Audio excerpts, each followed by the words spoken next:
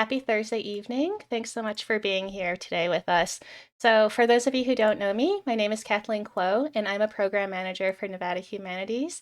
And I also host our newest program series, Humanities at Play. Nevada Humanities is our state's council partner of the National Endowment for the Humanities. And with our program, we really want our streaming experiences to be fun and interactive. So, please, by all means, feel free to share your thoughts about the game and ask questions as we play along together. So a couple quick notes before we get started. If you aren't already following us here on Twitch, I encourage you to click that purple heart, the follow button, so that way you can get our notifications when we go live. And if you're a newer user of Twitch, we have a fun feature called a chat command, which is an exclamation point followed by a keyword. And we have a list of commands that you can feel free to try out in chat today. You can see them in the About section on our Twitch channel, but also in the title of our stream. So today I am joined by Dr. Christopher M. Church, who is Associate Professor of History and Director of Graduate Studies at the University of Nevada, Reno. That's where he teaches colonial, environmental, and digital history. He specializes in disasters, collective action, and civil unrest, and his wider research agenda addresses the historical relationship between citizens, the public sphere, and the state. He's also the author of Paradise Destroyed, Catastrophe and Citizenship in the French Caribbean, which won the Alf Andrew Heggoy Book Prize in 2018. So, Chris, thanks so much for joining us today for Humanities at Play. I'm really excited to have you on. Thanks, Kathleen, and thanks for having me, and thank you everyone in the audience for being here. Yeah, so tonight, this was actually your suggestion. We are going to play Sid Meier's Civilization VI. This is a turn-based 4X strategy game for those of you who might be unfamiliar with it. And I didn't realize that it was first released in 2016. I feel like this game is still very new and very relevant. I know a lot of people who still play it to this day, even though it's now been, I guess, 7 years. And Chris, I don't know about you, but I have probably spent like hundreds of hours on this series, on the Civ series. My journey started with Civilization 2, which came out in 1996 for the PC. And then I guess you can also include Alpha Centauri, which came out in 99. But then I played all the Civs up to this one, to the present. What about you? It makes me feel old to call 2016's Civ 6 old.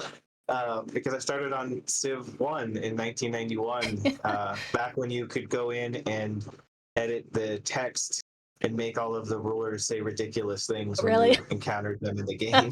I know you could do that. Yeah, I started with Civ 2, so I guess that was a little bit further on, but that's really funny.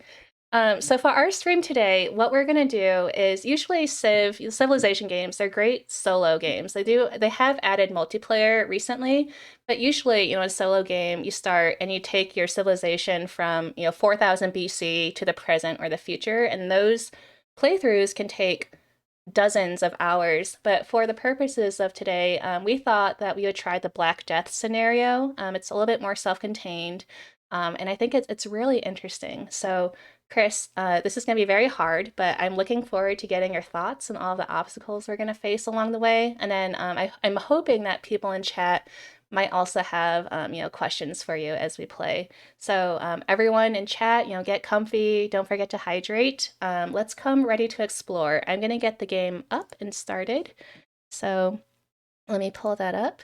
I'm curious to know, for those of you who are joining us in the audience, what is your experience? Have others played the Civilization series? Have you played Civ 6 or even the Black Death scenario? I'd love to know, what your experience of the game is.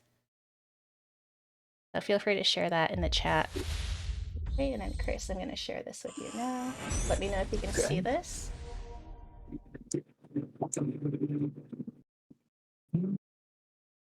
Okay. Should be in Discord.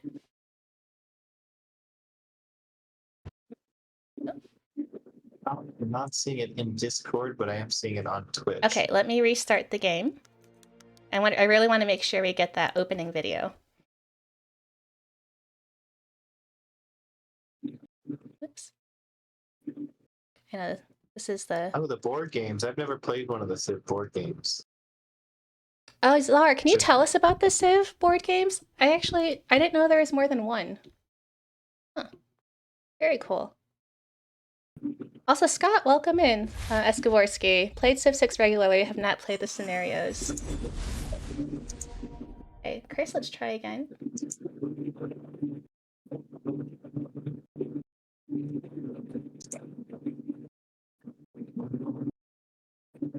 Let me know if you can see on Discord. You might have to do chat or full screen to see the stream.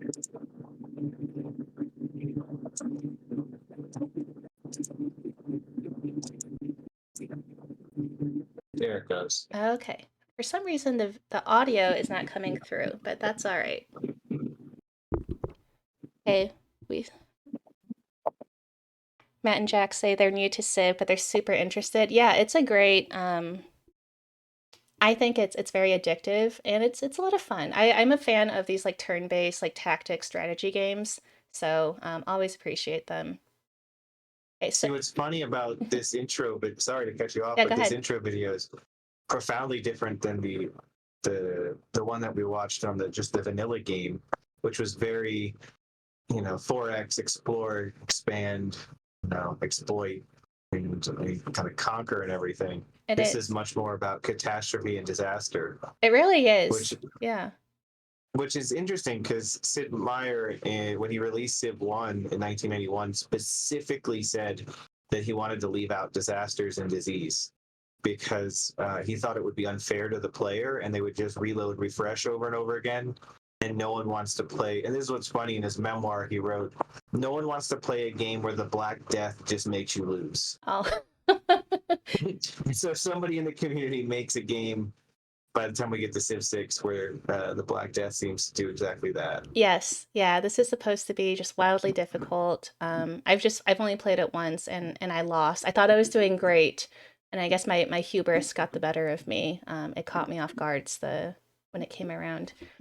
So I'm hoping that the sound comes back as we exit this video. So let's see if that happens. Otherwise, I'll try again. But yeah, you're right. This is profoundly different from the regular opening stream. It really is about disasters, and I think this must be interesting for you too as an environmental historian, seeing all this, right?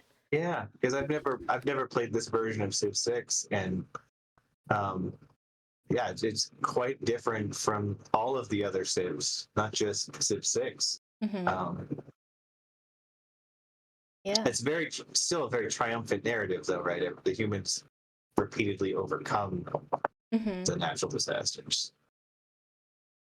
All right. But the other one too is that he actually, at the beginning of the video, they showed the volcano erupting, and that was the other thing he called out was no one wants the Black Death, no one wants to deal with Krakatoa. Okay, we got some sound now. Let me know if you can hear the game. It's a little bit quiet, but I hear it now. I can hear it. Can the folks on chat hear it? I think so. All right, so let's get ready to tackle the Black Death. Oops, let me get back. Scenarios. All right. So, in this scenario, you must guide a medieval civilization through the infamous Black Death, keeping their cultural and scientific efforts alive as their population falls and faith collapses. The plague will sweep the landscape in waves, killing citizens and rendering tiles unworkable. Can you hold on long enough to sow the seeds of the Enlightenment, or will your nation collapse into disloyalty and despair? It's a little bit quiet. All right, Zara, thank you. We can turn it up before we start. All right, so Chris, we have 4 choices. We have Alfonso the 11th. Castile of Spain. Okay. Okay, so Louis the Fourth, Holy Roman Emperor. Edward III from England, and King Philip VI from France. Now, are all of these leaders are they in the right are these the right time period, or have they brought? Is this like anachronistic in any way? They're a bit anachronistic. I mean, Philip VI, he did die in 1350, so it would have been at the very end of his reign. So they're roughly in the right time period. But we're going to be carrying them, well, hopefully, if things go right, well beyond their actual historical periods, if we're going to make it all the way to the Enlightenment. That's right. Yeah. So, okay, I have a personal preference. So I don't really want to fight because I think, with the Black Plague going around, I would rather just focus on my cities. I don't want to fight people. So my preference would be for either Edward III. So we can spend gold to allow tiles to work, improve, or build, or we can be Philip VI, where we get an extra wild card slot. Let's go, since I study France and its empire, let's go with Philip VI. All right, great. Okay, let's start the game. I love how triumphant the music always is. It's just the composer for this game is fantastic. Yeah, well, they'd have to be because you spend dozens of hours playing it. If the background music was bad, if it was the same sort of music in a supermarket, it would drive you insane. That's true.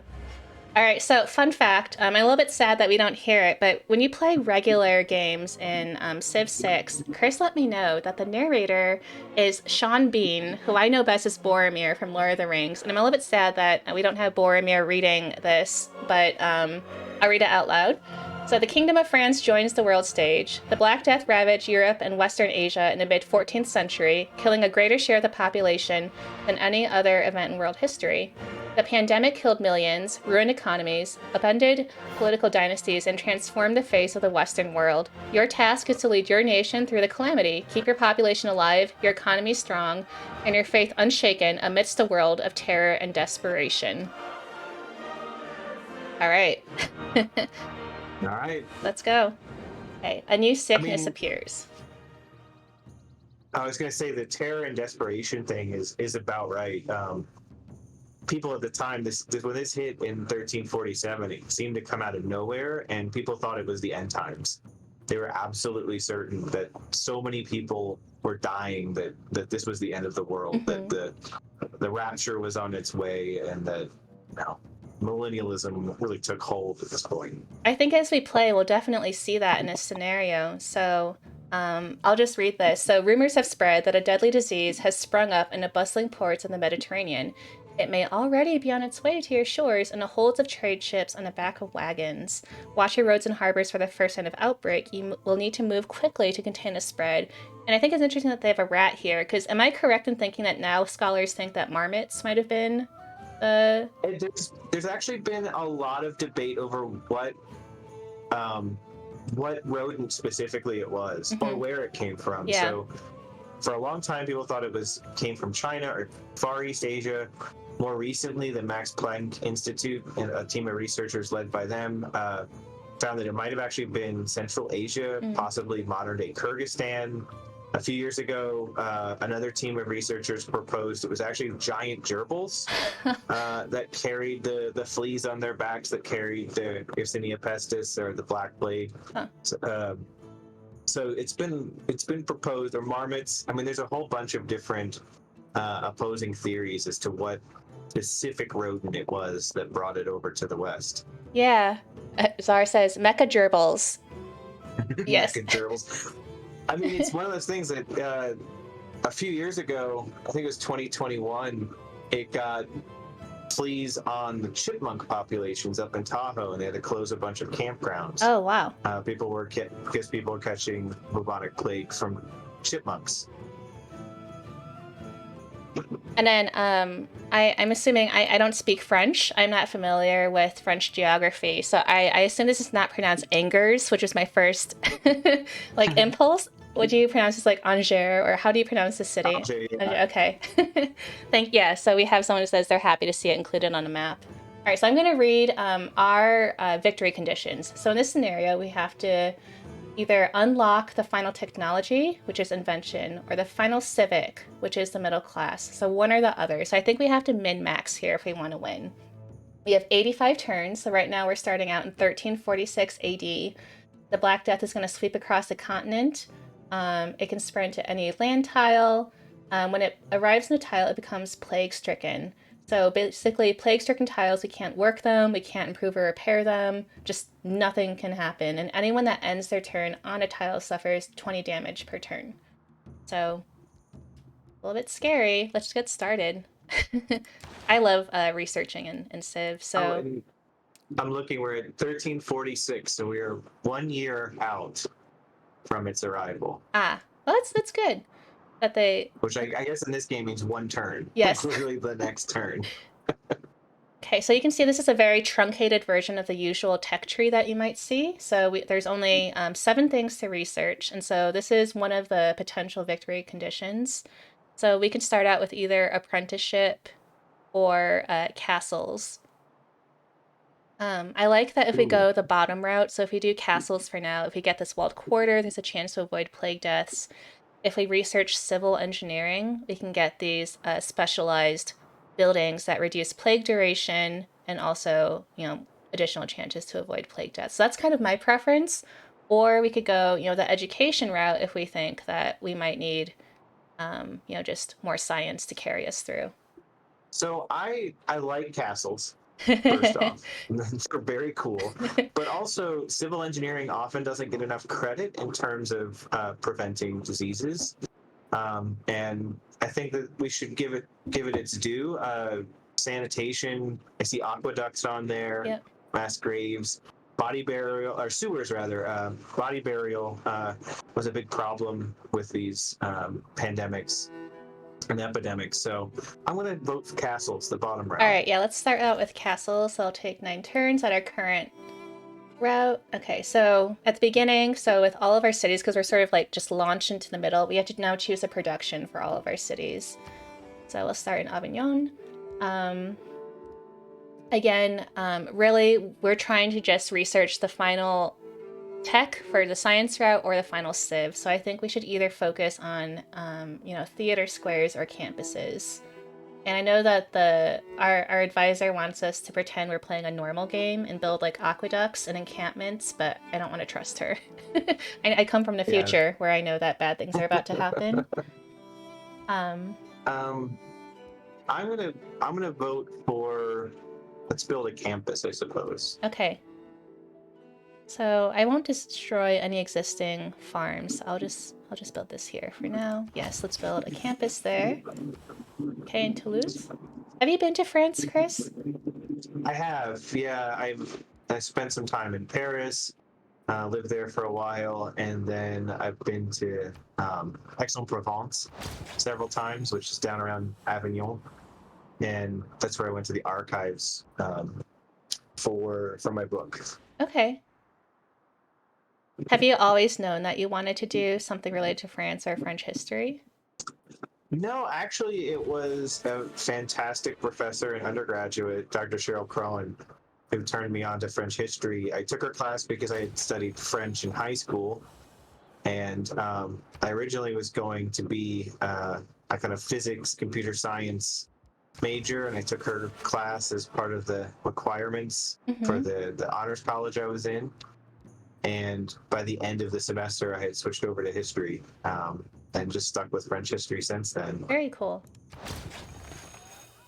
But during the period I study most extensively, the 19th century, Mm-hmm. the U.S. and France were known as the sister republics by the end of the century. So I was really drawn to the political turmoil in France and the ways in which we can see similarities between France and the U.S., especially at that time when both were building empires but claimed to not be imperial, to be Mm-hmm. empires without an emperor. Sorry, so no, thank you for sharing all that. I thought while you were chatting, I would go ahead and just build, get us started with Yeah, like holy sites and campuses. So we have a builder, and I feel bad. We'll let him build things, but I know that pretty soon bad things are about to happen, and his improvements will be all for naught. But we'll let's do this. give him the rest of the year to enjoy Yeah, his peace. craft. So So it's fun fact. It's interesting that they keep using the term Black Death, and that's a term we use now to refer to the bubonic plague. But at the time, they wouldn't have called it the Black Death. They would have called it the Great Death hmm. or the Pestilence, which means noxious air or evil gas. So we'll see if that unwholesome atmosphere makes an appearance here by the end of the year. Yeah. Uh, Black Death actually is a term that came into English in 1750 from the Danish. So that was long, long after it showed up in Europe.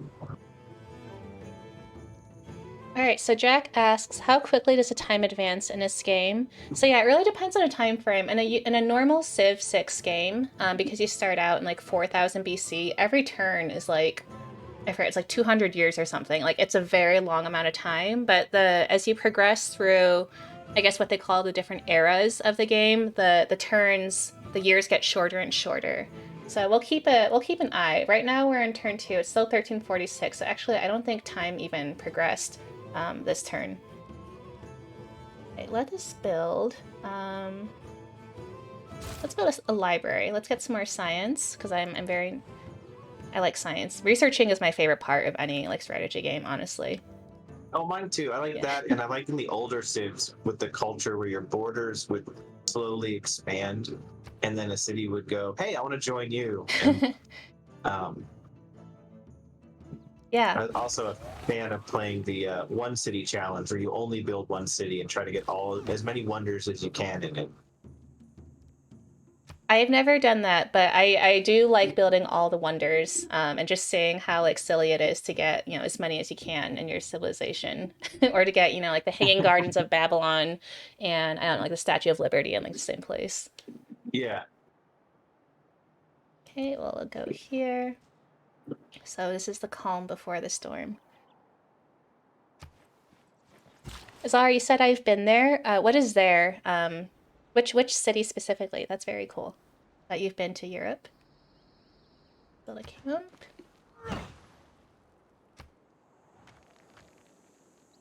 All right, so turn 3. So actually, it's very interesting. So right now, time is not progressing. We're still very much in 1346. So we're just prepping right now.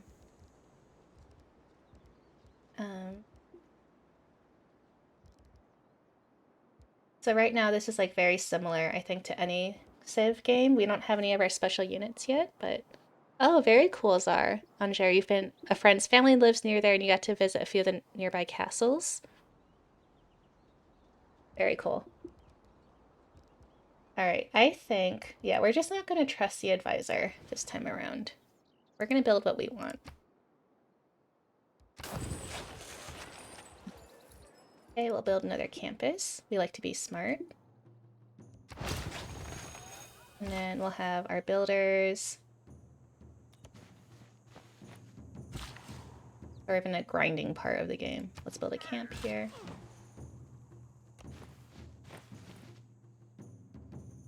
Chris, as an environmental historian, how do you feel about sort of the improvements part? Like as you see sort of us taking over and destroying woods and things. It's one of those things that fits into the very what we call positivistic or Whiggish history that Sid Meier puts into the games. This idea that science and technology progress and always make things better without much acknowledgement to, you know, tearing down forests and losing biodiversity and the like. So it's a mixed bag to me. I know in the Civ games, even from the very beginning, by the very end, you start to face global warming as a result of your consequences. I think he put that in there as just a way of like making the game end because it's not really engaging with the environmental consequence like the opening video of this scenario pack had. Yeah. Well, outbreak. The plague has arrived. So no longer merely a rumor, the disease is now among us, the population descending into terror and panic. The death toll may be inescapable, but we must still keep the city stable while slowing further spread. So now we have unlocked, the game has helped us unlock a plague doctor, which is a new unit, I think, just for this scenario. It's a civilian unit that can shorten the plague's duration on plague-stricken tiles and restore loyalty to cities. So we can use them twice, and we can upgrade them, but now we have plague doctors.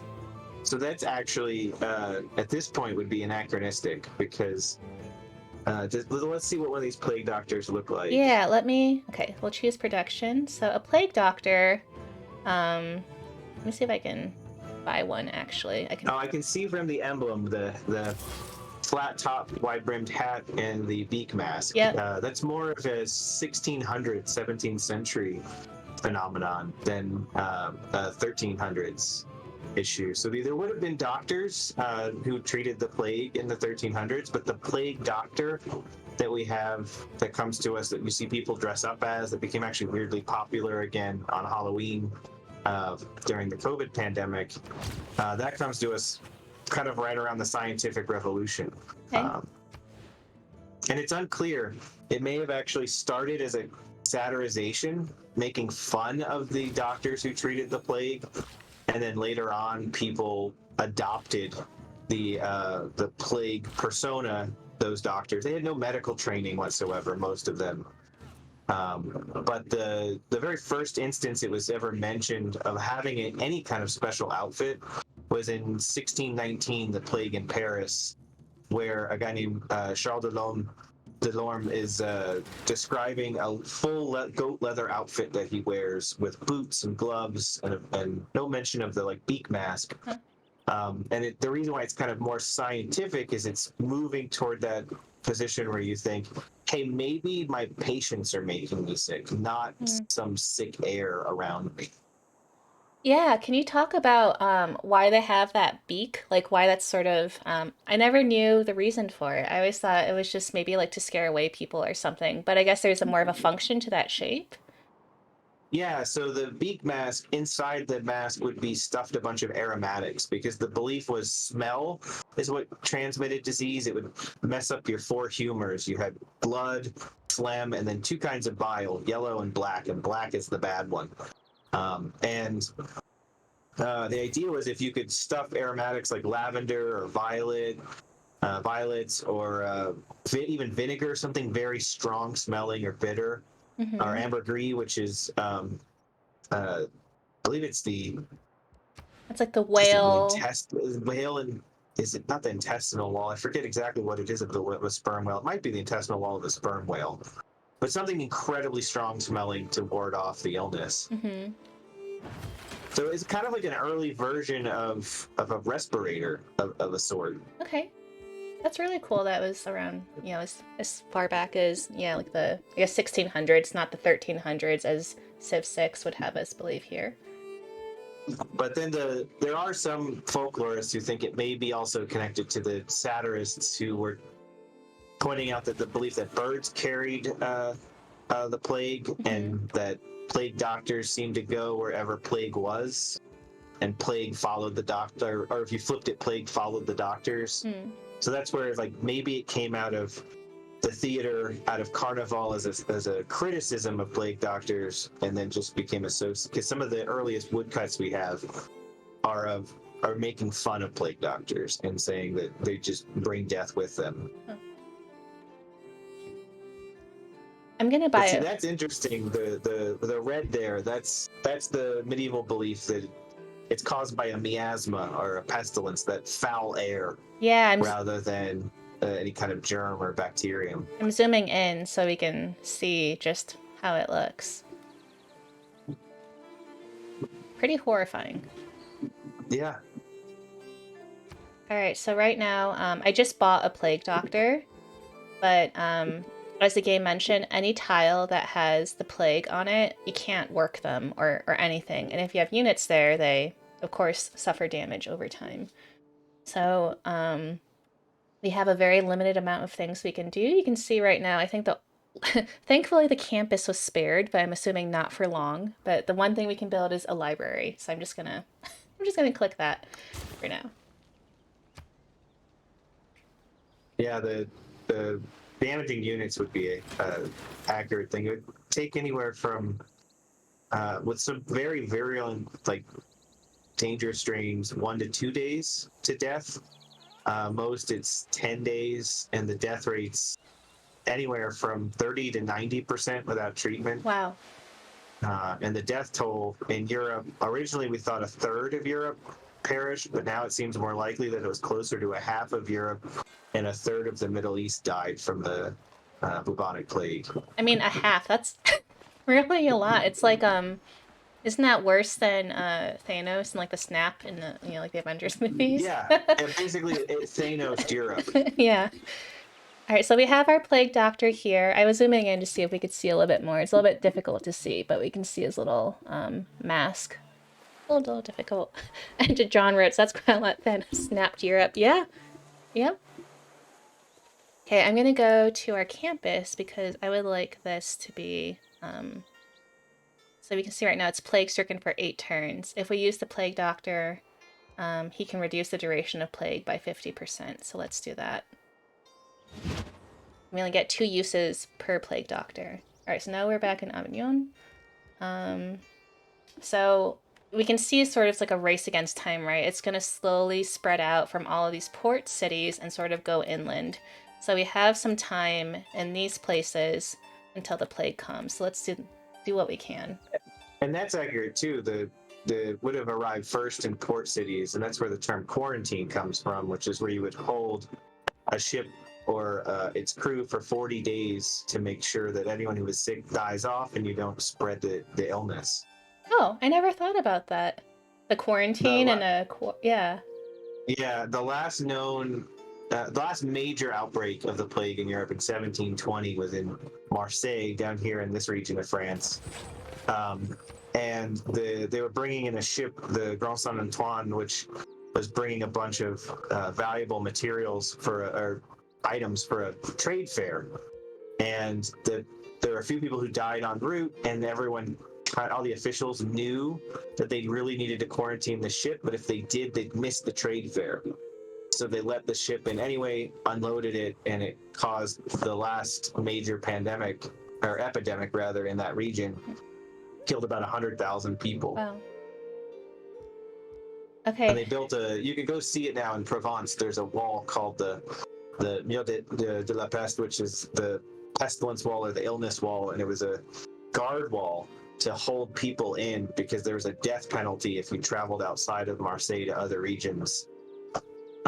And so it had guard posts all along it to make sure people stayed, and everything was quarantined for longer than 40 days, obviously. Right.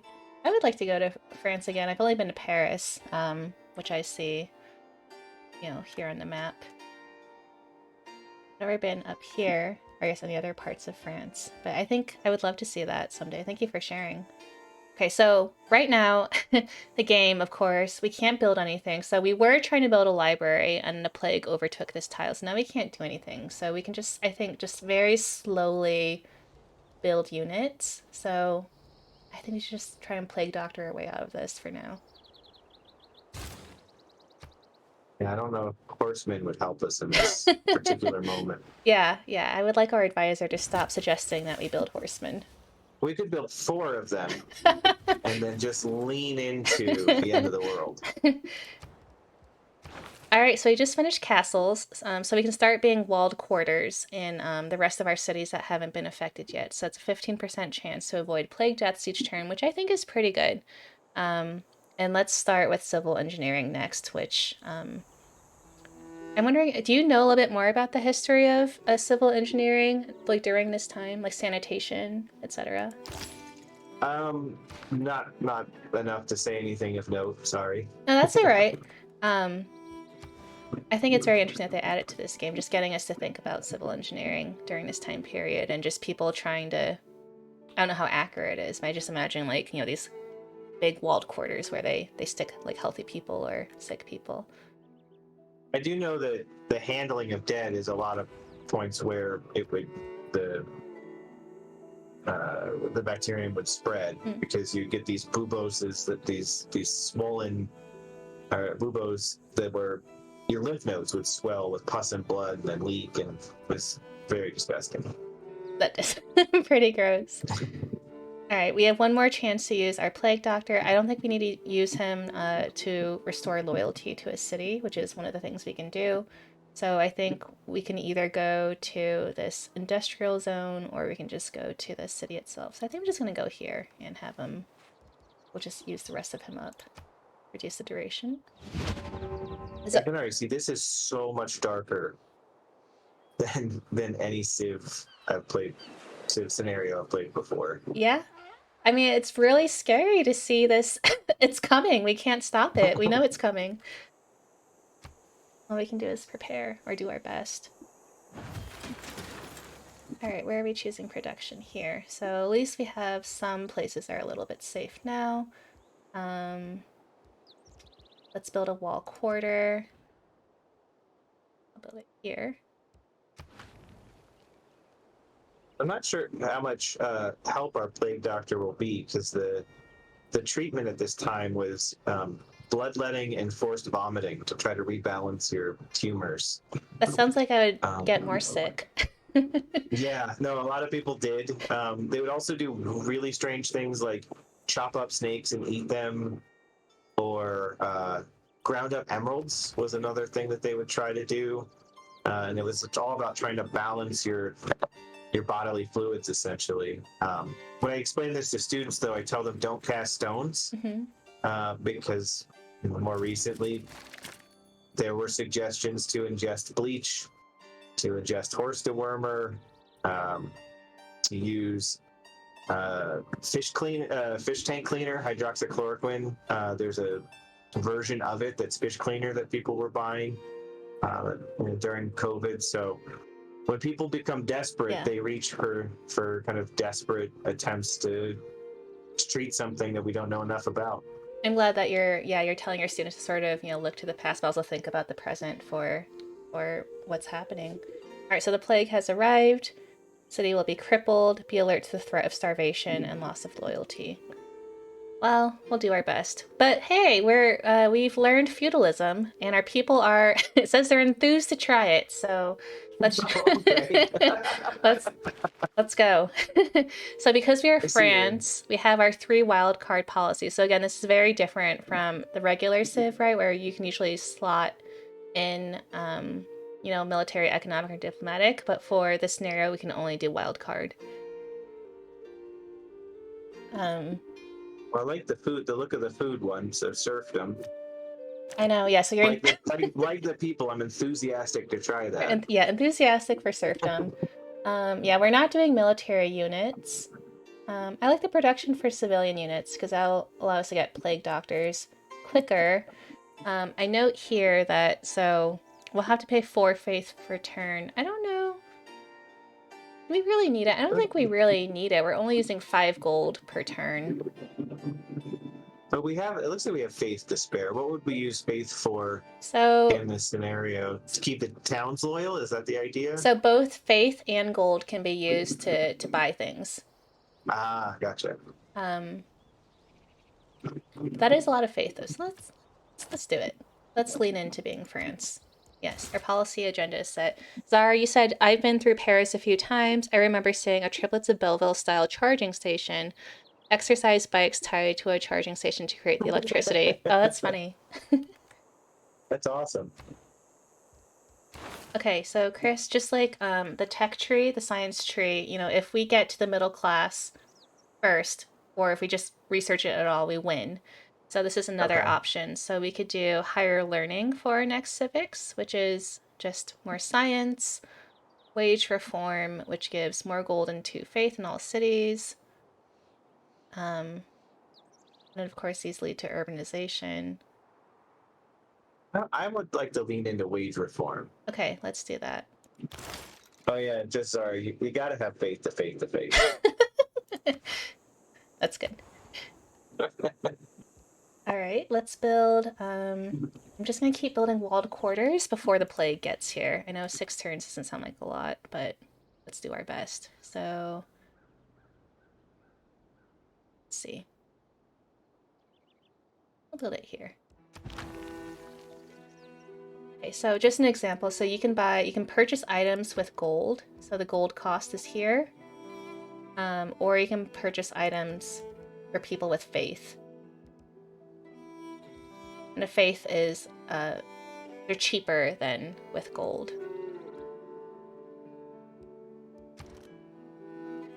Okay. Can you buy buildings as well that way?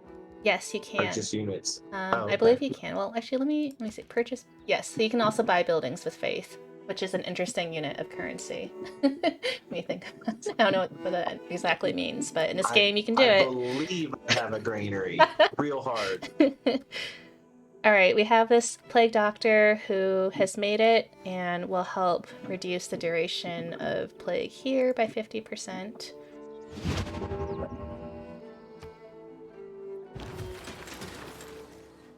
Yes, I find it interesting. I don't know if there's like a bug or something, but we're on turn 12 and the year hasn't changed yet. We're still in Oh yeah. 1346.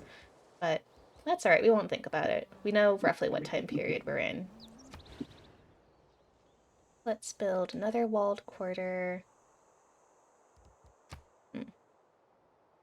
I'll build it here. We have this plague doctor. Where is... Okay, so we have a commercial hub and a campus. I prefer to reduce the duration where we're trying to research to win. So, and then here we can see how we're doing compared to everyone else. So, I think where our science, it's much better, but Alfonso's beating us in a civics route. That's all right. Okay, what is this? Pasture. We'll have this plague doctor go there, and then go next turn. So yeah, this is pretty scary. It's just just slowly taking over the land, but we can see that at least it's finally leaving you know, the northwest corner of our country. Chris, I'm curious to know your thoughts on the use of like the word civilization for this game. How accurate is that? Ooh, ooh, that's a very loaded term, Yeah. especially because it gets very bound up in modern colonialism and Uh-huh. from basically late 1400s all the way up to the present, especially in France, where they draw a very hard line between civilization, aka them, and everyone else. And that's really part and parcel of this game, right? I mean, in the normal scenarios, you have to deal with barbarians or the babblers, the people who speak a language different than you, who live outside of your borders and haven't been elevated to the level of a civilization. So it's fun to play. It's less fun to kind of think about the ramifications of calling it that. Yeah. Or this is like, yeah, the natural progression of things, or, you know, it's like, Yeah, so for instance, the French referred to their entire colonial project in the 19th century as their civilizing mission. huh. Or in the US, we know it as, you know, the white man's burden, the Kipling poem, right? The idea that you need to go out and elevate people to be at the level you are in history. Okay, the plague has arrived in our next city. I also see that we are now in 1347. I think we were in 1346 previously, so we have moved forward, but just very Okay. slowly. Um, so I wonder how accurate this is. Like, I wonder how quickly the plague spread. And also, we can see that we are now plague free here, but the Black Death is slowly consuming our country. Well, the peak of the deaths of the Great Mortality was from 48 to 50. Okay. So we're not in the worst of it yet. Oh no. It's coming back. If this is true to history.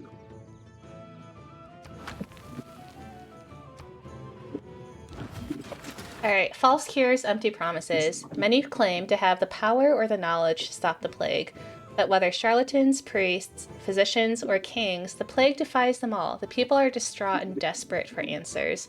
So we've just unlocked 2 new policies that says it'll allow us to take more drastic measures to ease the public mind. So So they're referring. I wonder if that's like epic, something to make you vomit. let's see what our policies are. And they would draw a line between positive vomiting and negative vomiting. So any kind of induced vomiting would be positive to balance out your humors. Okay, what do you make of our 2 new policies?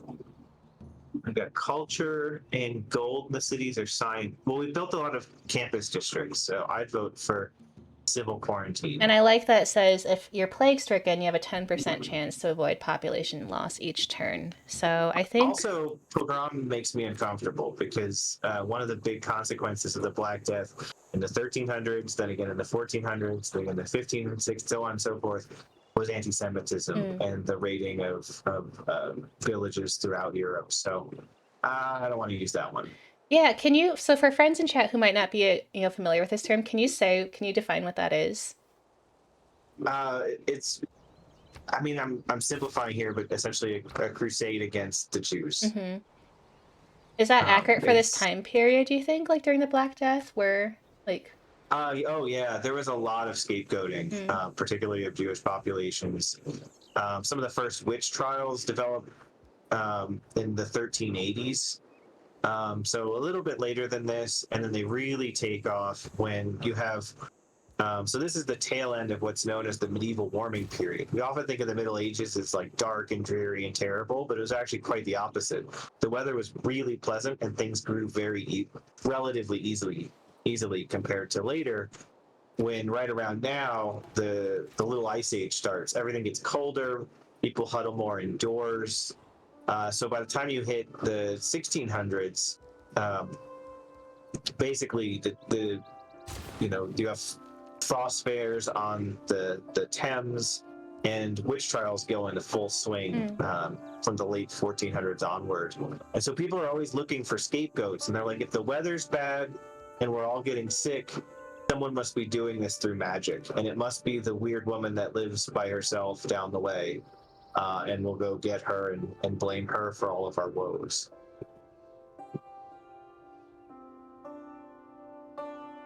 So yeah, anyone who is vulnerable ended up getting blamed.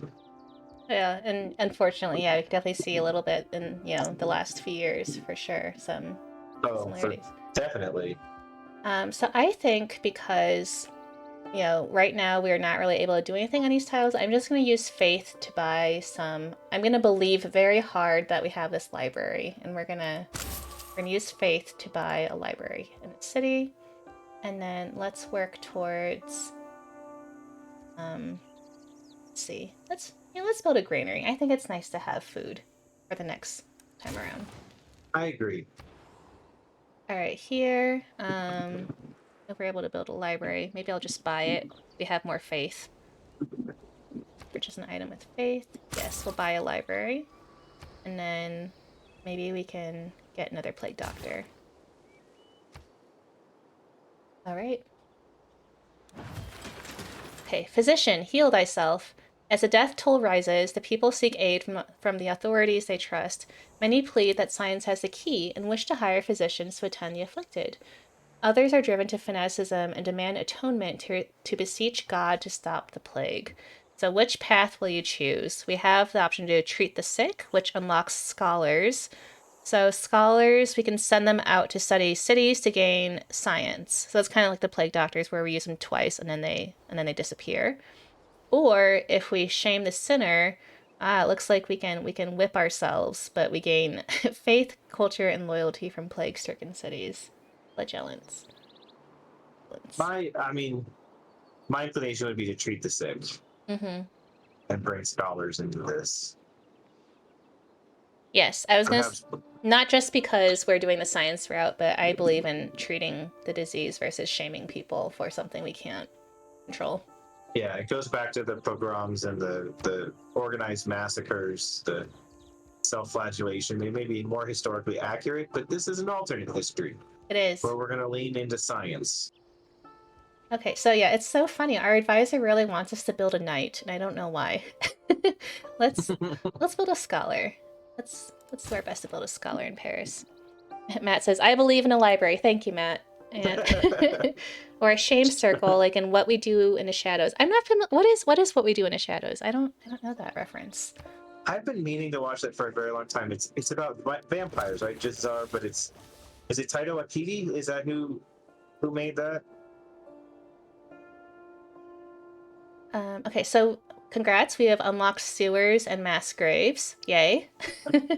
So we can build those now, and we get to research our next tech. We're making good progress, I think.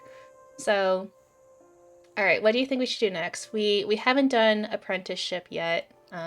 We could do machinery. So we just need to unlock... do we have to do both tracks to get to invention? We do. Okay. What do we get with apprenticeship? Apprenticeship, we get a guild hall, which gives us culture and gold per turn, and pikemen, which we don't really care about. But that does lead to education, which would, help us in the science route. Let's do that. Let's go apprenticeship just so we can get to education. Okay. 4 turns. That's not bad. All right. This plague doctor, why don't you go to Paris? It's a comedy about documentarians following vampires, originally a movie and now a series. Oh, so both of you are familiar with it. I'm going to look into this. Thank you. That sounds good. I've got something to add to my queue once the semester ends. Are you a fan of documentaries? I'm a big fan of faux documentaries. Yeah.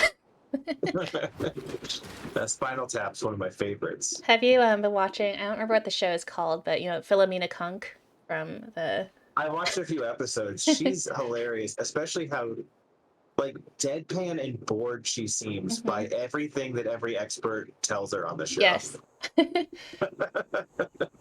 All right, the nobility flees. Wealthy landowners blame the miasma. Putrid fumes they abound in the dense cities for the deadly disease. They are fleeing in droves to their country estates, taking their retainers with them and leaving the streets for the poor and homeless. Fear is driving some populations towards your cities and others away from them. New policies allow you to choose which to support. So let's check out our new policies. All right. These are totally optional, but we could do indenture, which is plots with improvements can be worked while plague stricken, or labor market plus housing and gold in all cities. I kind of, I mean, I feel kind of I, bad, but I kind of I want to do feel it. kind of bad, but I mean, I would vote for indenture in this scenario. We're trying to save lives. We gotta do it, yeah. Yeah, so we have serfdom, civil quarantine, indenture. Okay, confirm. And this makes me feel better in that now, at least we can still make some progress even when, the Black Death is overtaking everything. You know what this actually reminds me of is it Frostpunk? It's another game where you feel bad about every decision you make because you're trying to save your population from dying in a basically global winter. Mm. Um, and it's very difficult to play that game without descending into a horrifically oppressive government. Has anybody in the chat? Oh yeah, Jessar says he's played that. Yeah, or she, they. I Yep, don't. Czar. He. Yep. Okay, sorry. Um, okay, Chris, I don't know why, but the Holy Roman Empire, I think they might try to fight us. They're coming. Why? It's like, why are you coming here? There's a plague. Stay home. Why- they're Yeah. Does the Holy Roman Empire even have the plague? Do we know? um I love how this is all blacked out. I guess, yeah, they're all stricken by plague. But here Okay. they come. Oh man. Please. I'm so angry right now. Do not. We're playing a very pacifist game. I don't want to fight. Okay, so Maybe that's why the advisor was recommending knights. I don't know. she knew. She was in cahoots with Philip. She was a spy for the Holy Roman Empire. Yeah. Okay, so I'm gonna see if I can find our campus and send the plague doctor there. I think this is it. That's only 3 turns.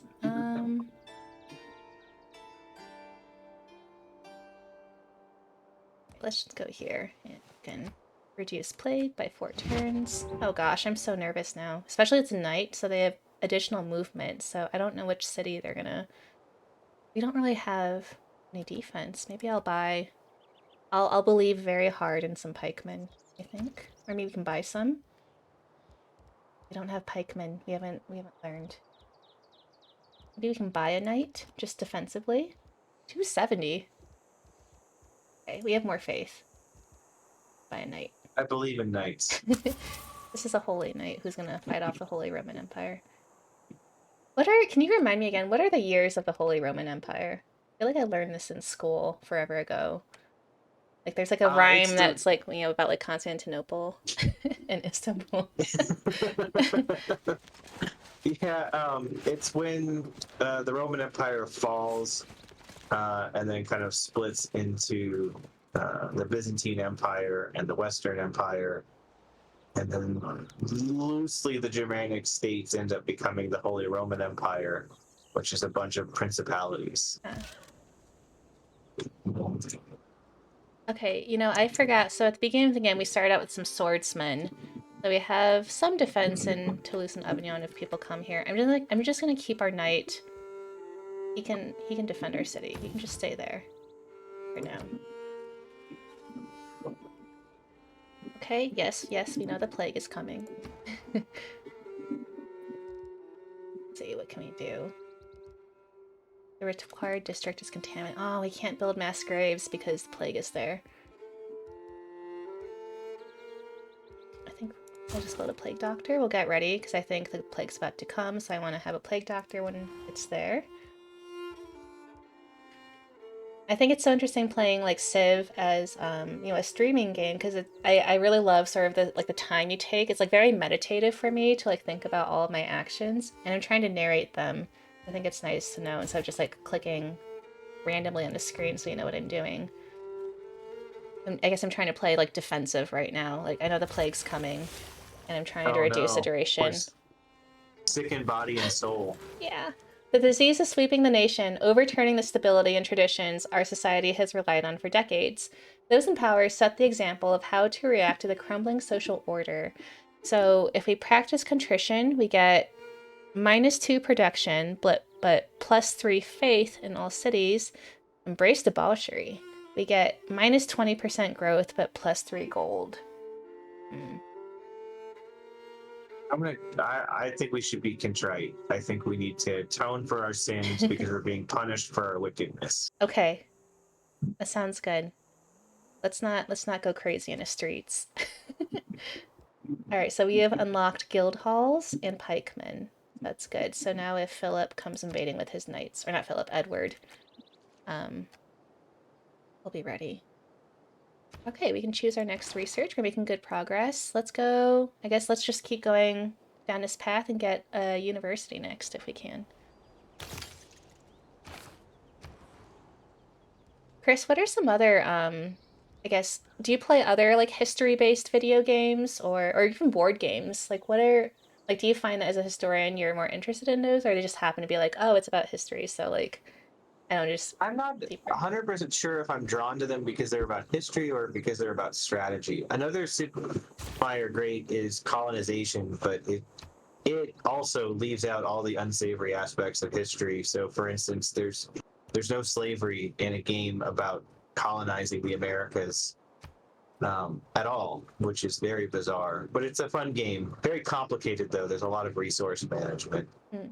Um, I like playing Settlers of Catan. The board game is a lot of fun.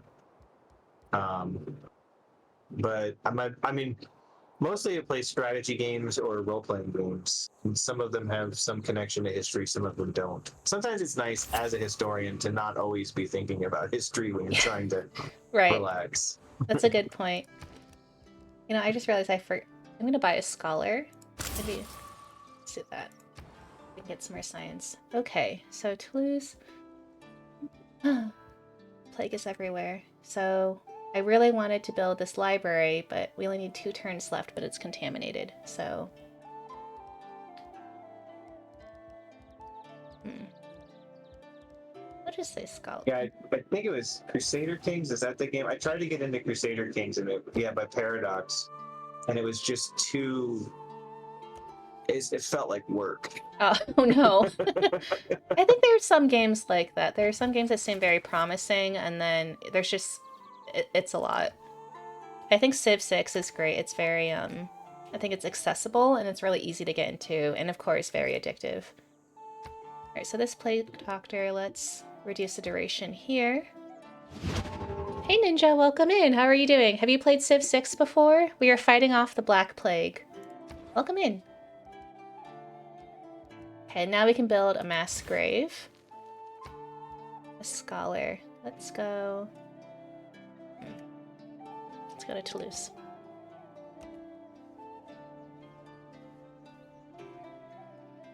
I don't know if you noticed, I think this is a little bit funny in like a morbid sense. I think England tried to send a knight after us, but this lone knight is just dying in the fields of Just France. dying of the plague. Yeah. They tried very hard to invade us, but in the end, yep. Oh my Oh, gosh. Is this God's judgment? The dead fill the cities and overwhelm the graveyards. Even the most conservative witness the devastation and wonder if the world's wickedness has finally earned divine retribution. Which path will you choose? Our spirits are drained, unlocks -1 culture and -1 faith in all cities. Our efforts are useless, unlocks -1 science and 10% growth. oh, we don't have any benefit to either of these paths. Yeah, these are both very bad. I'm okay losing culture and faith because we really need science to win. I also don't want the cities to suffer any growth. All So, right, that sounds like a sage decision. yes. Hey, some quiet guy, thank you for the lurk. And Zara, yes, Ninja, have you fought off the Black Plague before? All right, let's see. Still very much contaminated. All we can do is just, we can't build anything. Let's slowly work towards another scholar. And then this plague doctor, let's go. Where's our campus? Let's go to our campus and see if we can. This is the one for Avignon. Yeah, let's go here. Let's go and protect the people in the walled quarter. Okay, we have unlocked wage reform. All right. So town charters are new. I don't think we really need more money right now. I mean, it would be nice, I but think we should create an urban underclass. okay, so that's +2 gold and +2 faith in all cities. What are you thinking that we replace? I think we really, as much as it's not great, I think indenture is important because we need we need the production from all of our Yeah, plots. the plague is all over everything. If we get rid of that, we won't have any plots that work. Yeah. How are we doing on food? Are people starving? I don't think so. Yeah, I wish there was a food indicator. So, oh, we have so much food. Yeah, All we have right, tons of food. let's sacrifice some food. Okay, well, we'll replace the serfs with a urban underclass.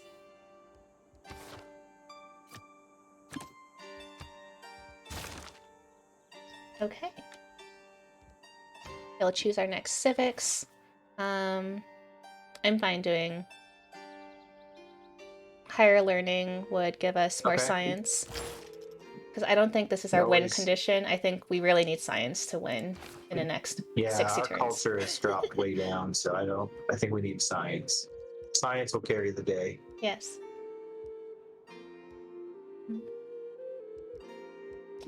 So another scholar. Like doctor. Really what we need are antibiotics. We had some doxycycline, we can solve this.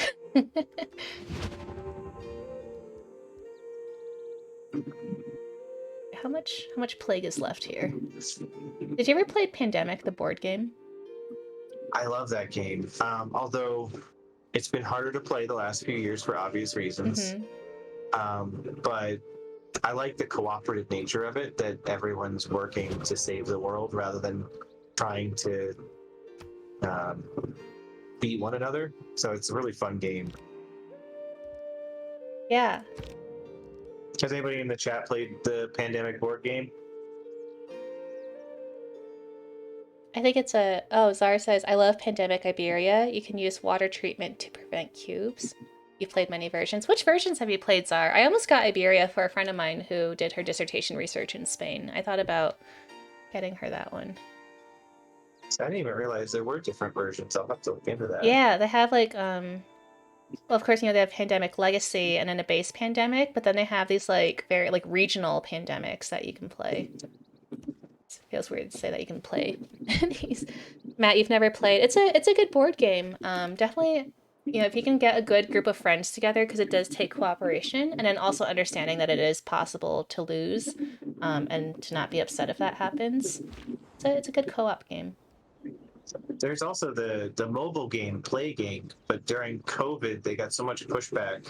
In Plague Inc., you're the virus or bacterium or mold. There's a whole bunch of different ones, and you're trying to evolve in a way to kill as many people as possible.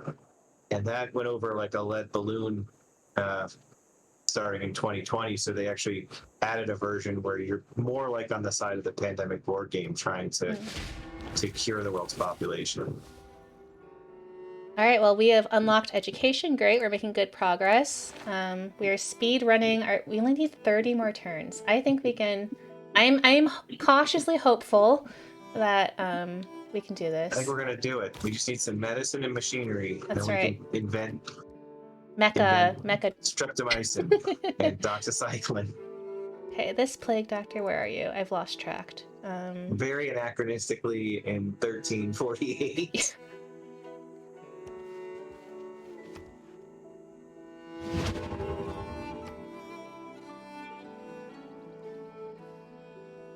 Okay. Oh, the plague has come back. All right. Yeah. So we get these cycles. So the plague is now back up north.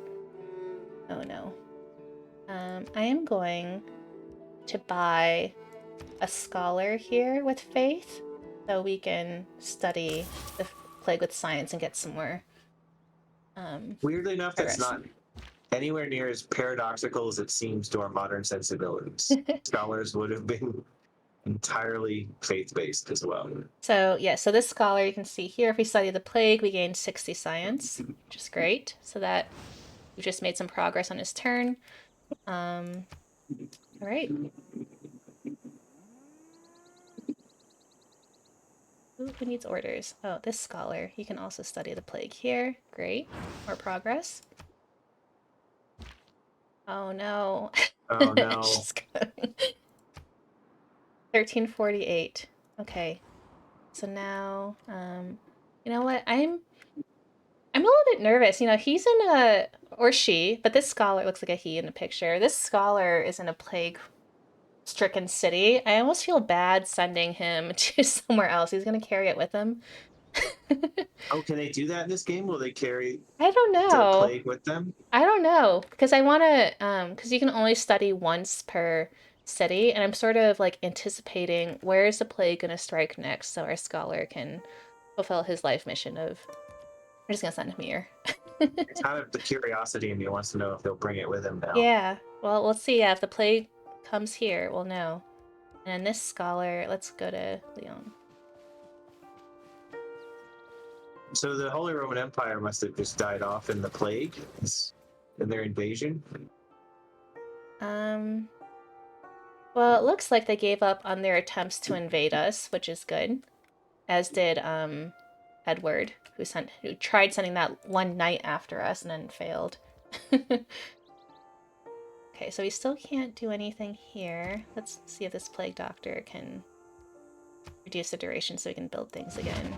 Leon, let's keep doing plague doctors. Oh no. I made a mistake. He's about to die. He is out Yeah, in the he's not gonna make it. countryside. I'm so sorry. So sorry, scholar. You just had to hold on for a turn. Okay, so the plague is here now. Yikes. Okay, this plague doctor, we're gonna... It looks like he's bringing it with him. Just a little bit.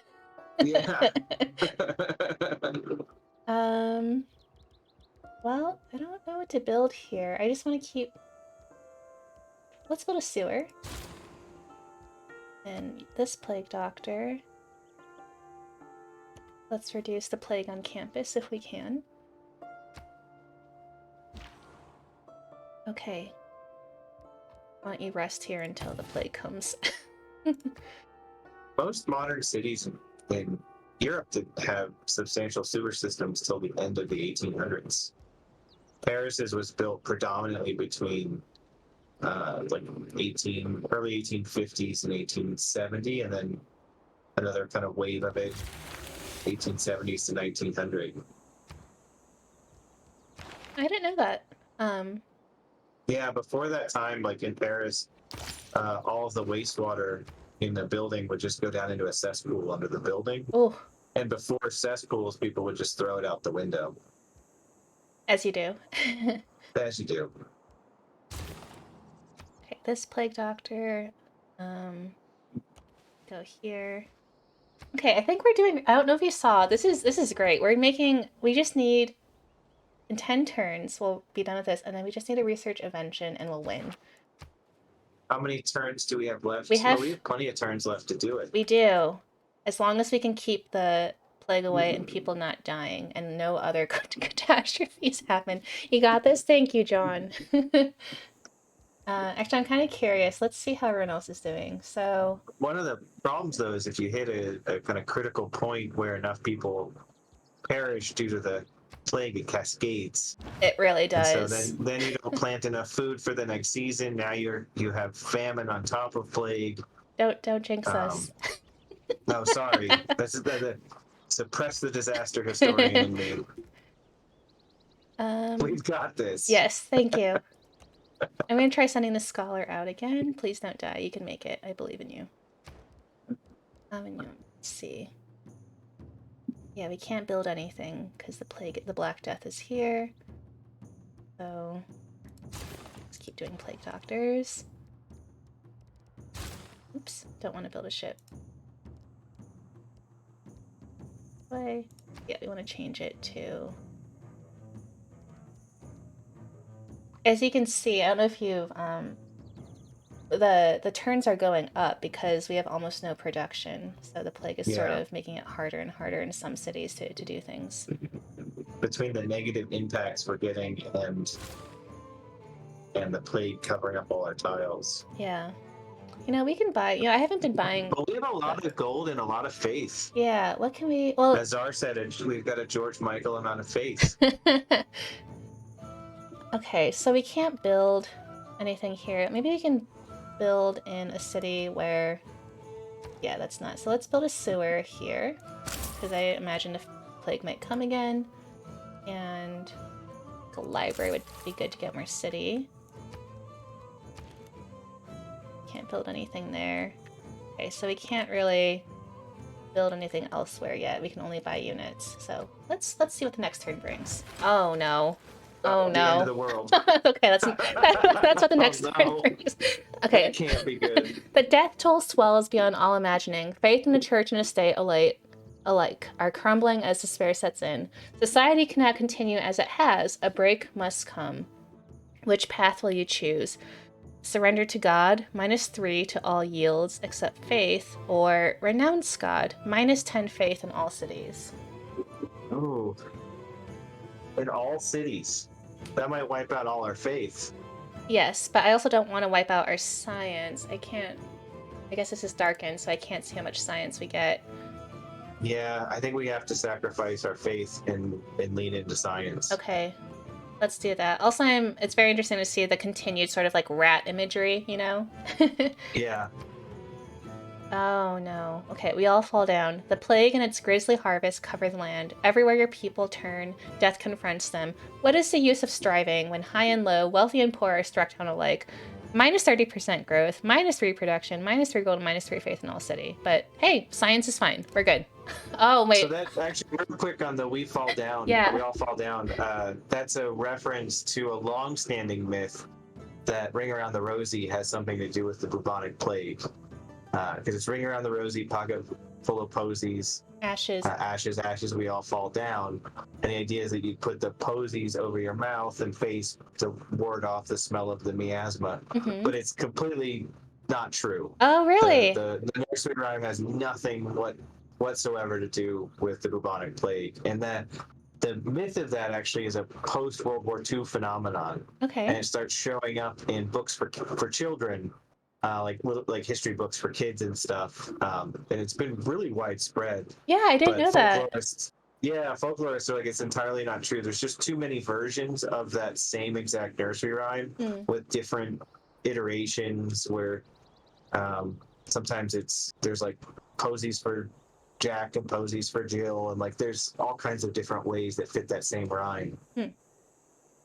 Well, thank you for teaching me that. Yeah, I always thought it was, right, because you learn, oh, this is, you know, sort of like a viral thing. That's just something that you think is common knowledge. But no, it's actually has a different origin story than you think it does. Or it's not as far back reaching. It's just a meaningless thing about kids dancing around with flowers. Well, we're being judged by God again. I think we got this previously, but yes, the dead fill the cities and overwhelm the graveyards. Even the most conservative witness the devastation and wonder if the world's wickedness has finally earned divine retribution. So we just got hit by like 4 events, one after this is another. bad. I think I jinxed us earlier when I said... Right? We were doing so well. Okay, so our spirits are drained, minus culture and faith, or efforts are useless, unlocks science and growth. So I think I remember doing this before. We want to make sure that we keep science up. So I think it's all right to just be a little bit less cultured and faithless. Let's do it. You gotta Hopefully make this. We'll hit the Renaissance at some point. We'll get that culture back. That's true. You know, we can let's buy a walled quarter. We can't, oh, we can't. Okay, well, let's just build it then.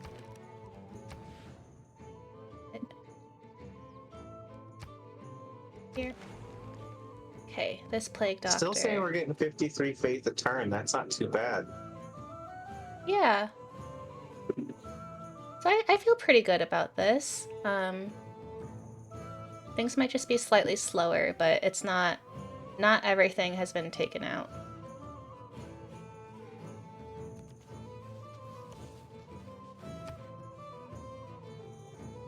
Okay, let's see what happens. Oh no. Okay, so now we're getting negative 24 faith per turn. Uh-oh. But you know, we have such a good like reservoir of faith. I'm okay. I can't do math right now, but I think we can tough it out. We've got almost 20 turns before our towns abandon us. Yes. But we can't buy any more stuff on faith. No, but we do have a huge stockpile of gold, which is great. Okay, Paris, what can you do?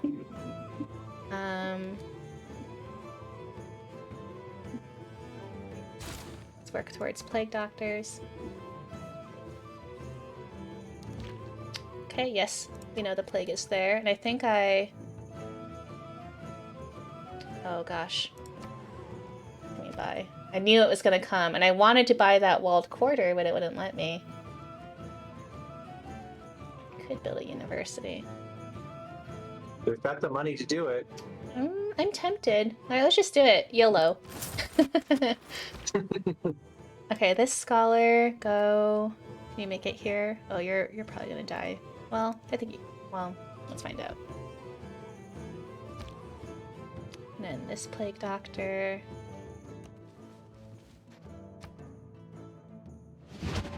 Okay, we'll just do our best to advance turn by turn, and we'll win based on science very soon.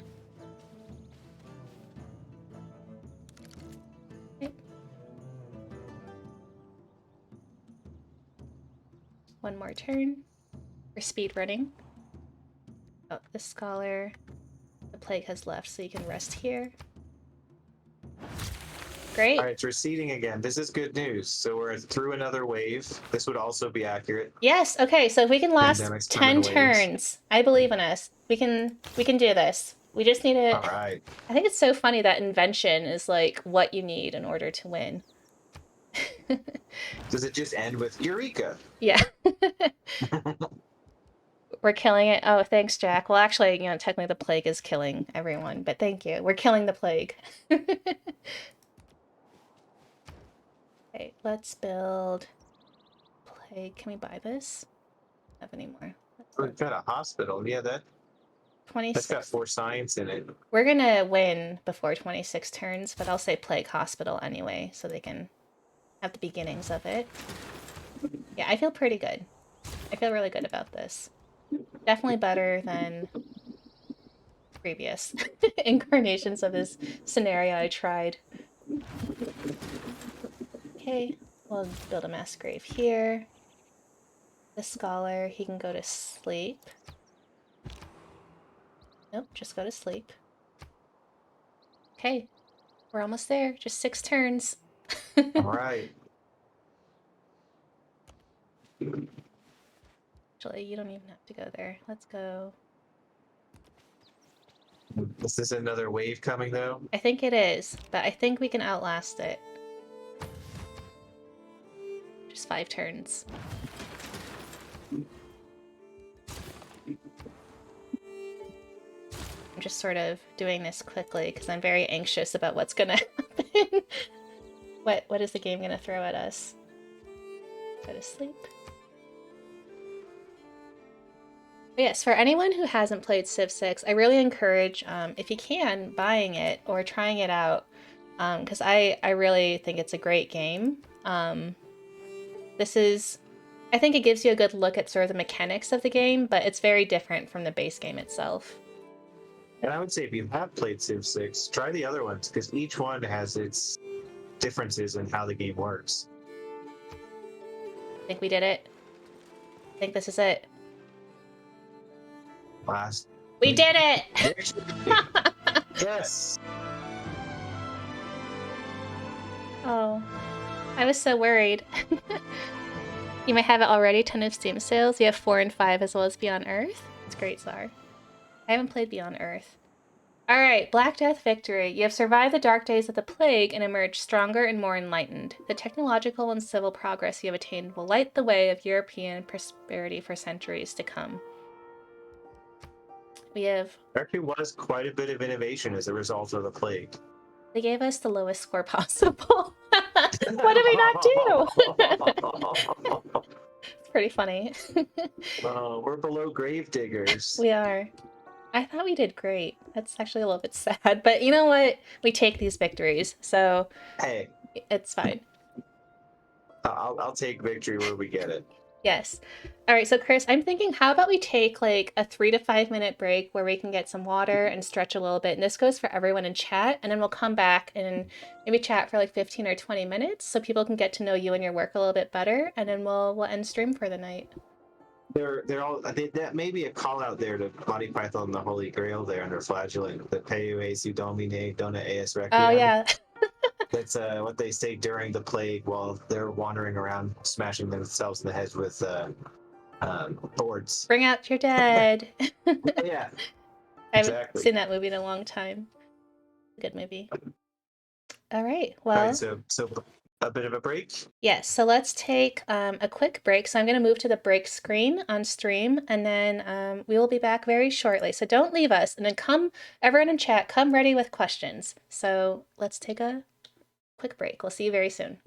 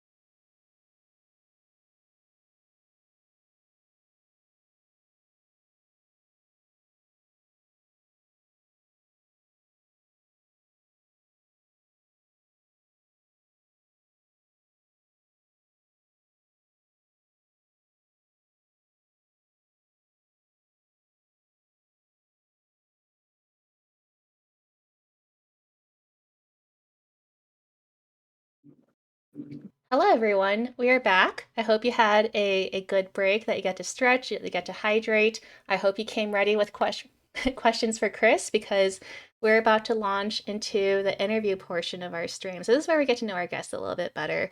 So Chris, thank you again so much for joining us today.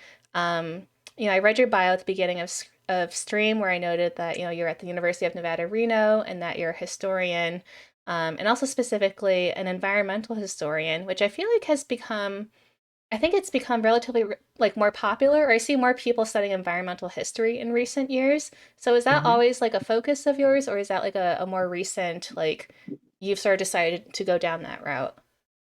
So it's always been an interest of mine, and we actually have a very strong department here at Reno, Nevada, Reno, in environmental history. But I kind of came to it in a scholarly way through disasters first.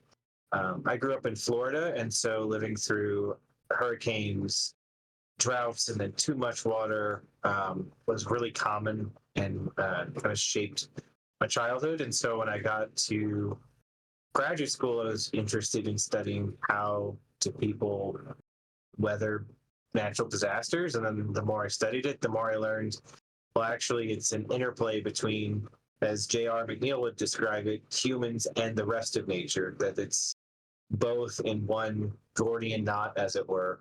And you can't, it's not just about humans weathering the storm, but rather, what do humans do that turn the storm into the actual thing that we call a disaster? Hmm. That's a really interesting way of looking at it. I grew up in the Midwest, so something that's always been of interest to me is, I grew up experiencing a lot of tornadoes, and we would have tornado drills when I was in elementary school, middle school, where we would learn, how to like bend down and like put your hands over your neck to protect yourself in Mm-hmm. case of a tornado. But as I traveled for graduate school, like I went to the East Coast for my master's, and then I've been to other parts of the states and talked to people there, and everyone has sort of their own like regional, local drills that they do. I don't know. Did you ever have like hurricane drills in Florida? Like, what was your equivalent of, if not tornado? I think all schools probably do a fire drill, but did you do any other natural disaster drills growing up? We didn't do hurricane drills, obviously, because you have at least a few days warning to Yeah. a week warning that it's on its way. But we had tornado drills. Florida is very flat, very prone to tornadoes because of the thunderstorms that roll across the state. You can have a thunderstorm almost come out virtually out of nowhere, drop several inches of rain, and spawn a few tornadoes. Hmm. Um, and so I was actually giving a talk at FIU, I don't know, what, 3, 4 weeks ago now. And when I landed, got the rental car, was driving to the hotel, and on the radio they came over and said, it's a tornado watch. Or no, it's actually a tornado warning. There was one spotted on my way to the hotel. So it's pretty common. It's the same deal. Used to get up against the wall, tuck down, put your hands over your head, try to protect the back of your head and your neck, and just wait it out. Hmm. We have a question in chat for you. What is your favorite thing about history that you enjoyed learning or enjoy talking about? That's a good question. Thank you. Oh, a favorite thing altogether. I mean, it wouldn't be a specific factoid so much as the kind of general studying people and how they respond to things. I think history should be interesting stories. If they're not interesting stories, then um, they're not. What's the point in telling them? I remember some of my less than ideal classes when I was a kid in history. I'll just put it that way. Was just names, dates, and facts, and Yeah. you're just supposed to memorize them. And it wasn't until I had an excellent high school history teacher who turned all of it into interesting stories. And that's when I really got drawn to it. Yeah. Thank you for asking that, John. Um, I guess I'll sort of pivot here too and note that you also, I guess, pirates are also another thing that you study, or piracy. Can you talk a little bit more about that? Yeah. So, um, as a disaster historian, I study the Caribbean specifically because I grew up in Florida, which is part of what's called the Greater Caribbean. And from there, I just started getting interested in pirates. It was one of the things that I was interested in as a kid, and then got interested in scholarly fashion. Um, and I'm also in the cybersecurity center because I wear a lot of different hats. And so the way I describe it now is I'm a systems historian. I like Okay. to study human and environmental systems and where those things fail and go wrong and what happens when they spiral out of control and where can we find feedback loops and so on and so forth. And so I got really interested in this idea of modern day trade networks being virtualized. They're online. All of our commerce takes place online. So, for instance, by the 1980s, about half of the US economy produced nothing but information, Oh, no physical goods. Well, 100% of the 50%, right? Like, so 50% of the GNP was information based, and so what I wanted to do is look at intellectual piracy, which as a term dates back to the Buccaneers itself. It's not like a modern day imposition. Adrian John's book's a really good example. It's just called Piracy. And actually understand how does modern day cybercrime pull on a much longer historical legacy in its relationship to the economy. I love that there's, like the pirates that go yar and then, like digital pirates today. Like you found a way to sort of bridge those two. That's really great. Thanks. We have a question in chat. Jack asks, what has been a challenge you have overcome within history? And Jack, do you mean teaching history, or do you just mean like his approach? What do you mean by overcome within history? Unless you'd like to take a stab at that question now, Chris. What has been a challenge you have overcome within history? In terms of writing history, one of the biggest challenges is missing documents, Mm.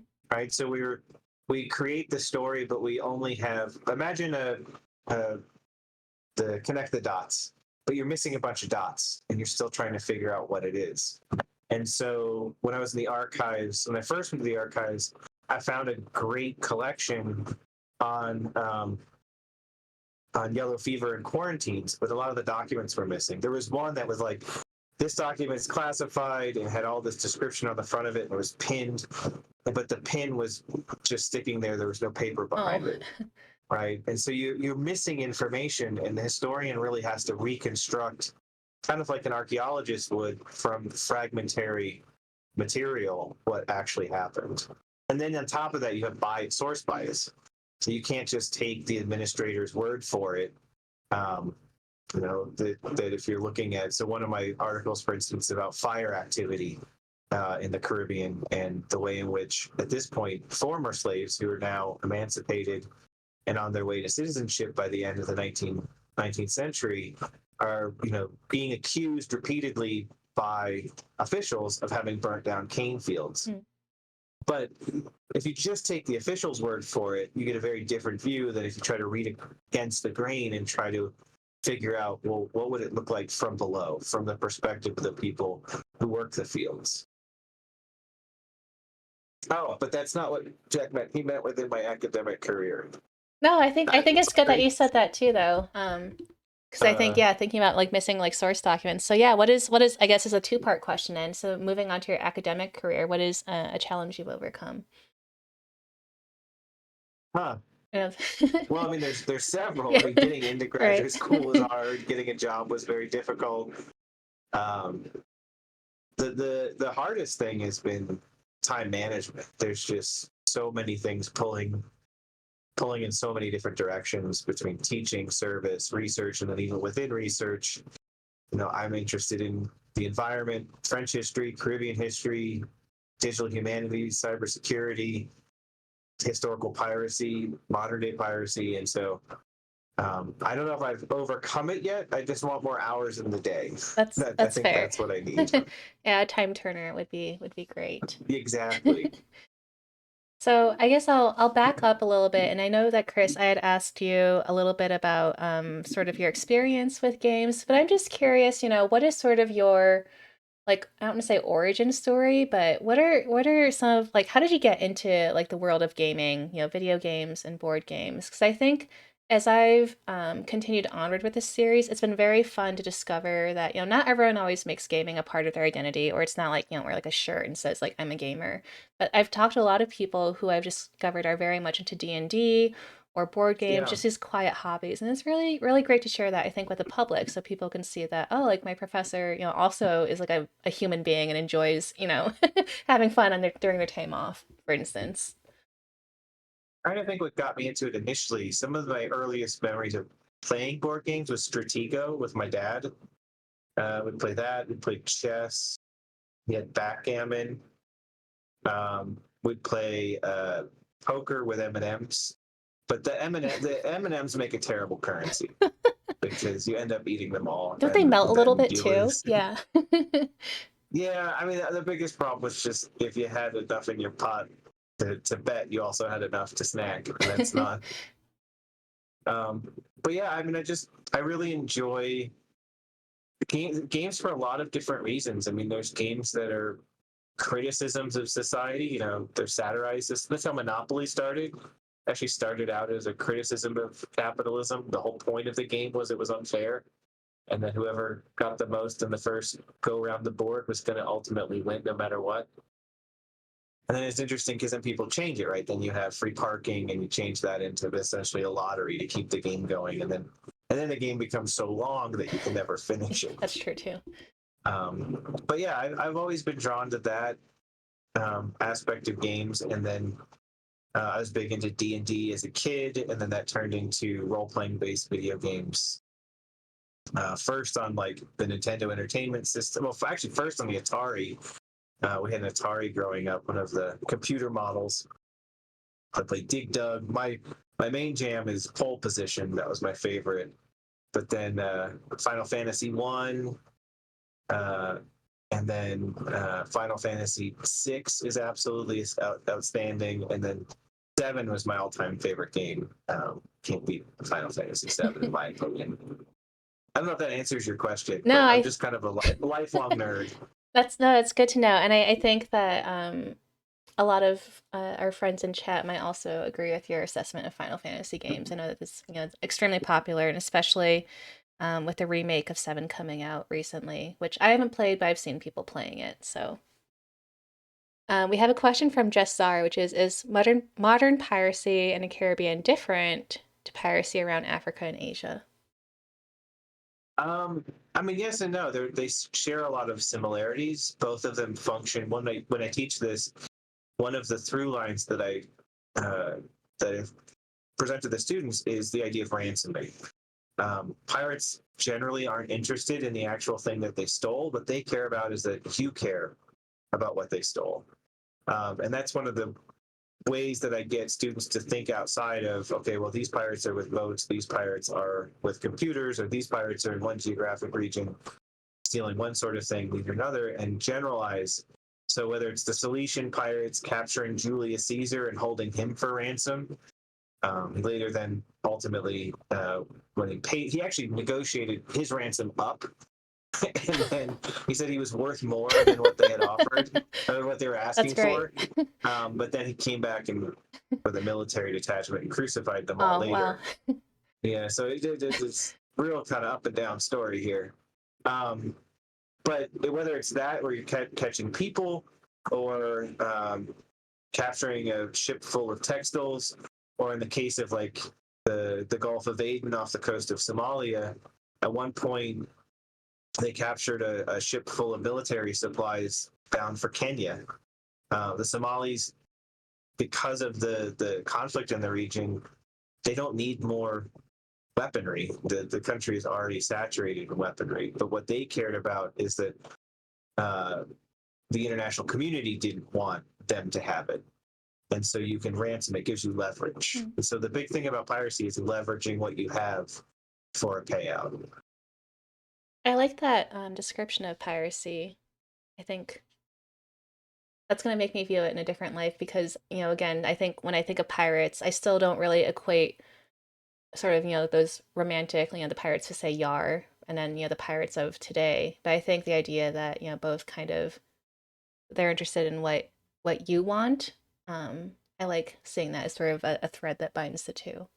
Thank you. Yeah, and it's what connects to, say, ransomware. The person who gets into your computer and encrypts all the photos of your vacation last summer, they don't want the photos of your vacation. They want you to pay money to get them back. And I'm overgeneralizing because when I teach it in the class, we go over that. We go over, okay, but what actually, where is it where the thing that they stole is actually valuable? Because pirates did steal, doubloons. They did steal pieces of eight, silver, so on and so forth. And sometimes data itself is valuable. Zero-day exploits are valuable on the open market. So there's a lot of facets, but I like to think of it as this purloining or pulling out of a trade network something that was in transit and making profit off of it. That's usually how I describe it to people.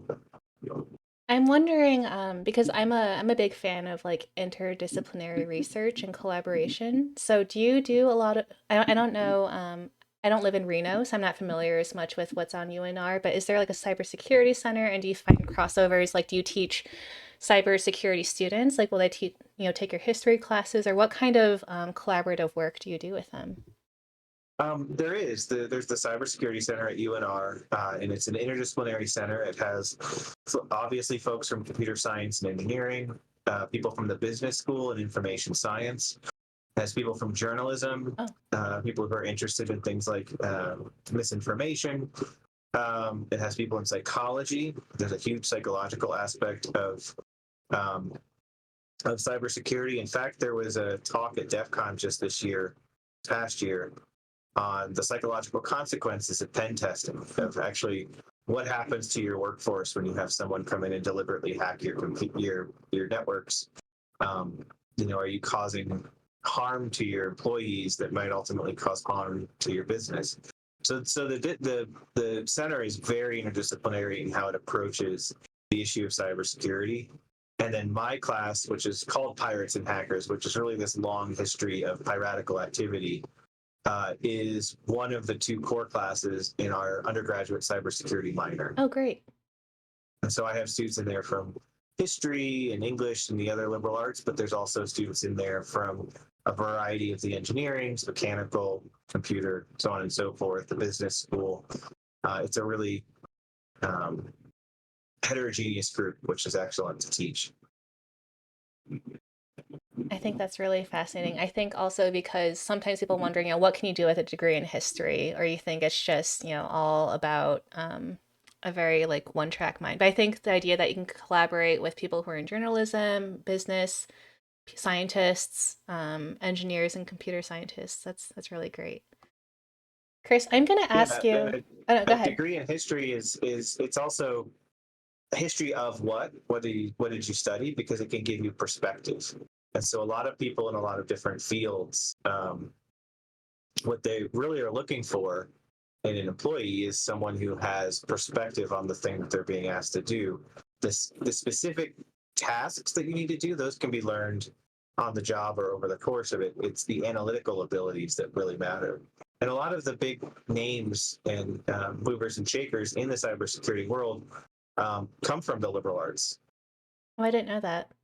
That's really Yeah. good to know. So hopefully, yeah, people watching this can get inspired, especially if they ever wonder, how can I be involved in more than one thing at once? So, of course, the answer is yes. Chris, I'm going to ask you, this is a question I ask everyone who appears on our stream. Um, and it's okay, like there is not one right answer, but I'm curious, what do the humanities mean to you? Studying people and what people do, what they build, what their hopes are, their dreams are, their fears. I mean, that's what matters to me, and that's what I bring to. We're talking about cybersecurity. No matter how complex or secure the computer system, there are still people in the mix. And so, if that person wrote their password on a Post-it note and stuck it on their computer, then it doesn't matter how secure the computer was, right? And so, as an historian, I want that back-looking perspective. How do we put humans in the context of the rest of nature? We are animals as much as we are cerebral animals. We're still animals the same. Hmm. And so for me, the humanities is all about thinking about what it means to be a human and what have past humans done that influence us. What will our decisions do that will influence the future? Thank you for sharing that. Well, I think I'm going to end stream with a few fun questions. Again, these are also questions I ask of people who are from Nevada. So, of Mhm. course, if you're in chat, feel free to ask any other questions you'd like of Chris. But I'll start out with the first one, which is what are your top three favorite places in Nevada? Uh, well, the first one would be Incline Village and Mount Rose. I mean, are those two different ones? Are they too close together? Why don't you explain what they both are? I love the lake, and going out hiking, walking along the lake.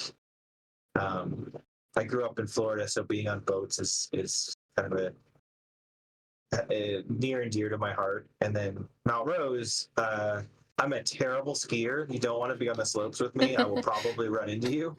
But it's so different from where I grew up that I really just love being up on the mountains and hiking and being out in the snow. So I guess those would be my one and two. Hmm. Um, and then uh, I mean, I haven't traveled too far. I mean, I've driven down Nevada 395. That stretch on your way down to Los Angeles is absolutely beautiful. Hmm. So like down around Topaz Lake is gorgeous. Um, I really like Reno. For the third one, it'd be difficult to pick. I like that Reno does Art Town every year. That is so much fun with the family.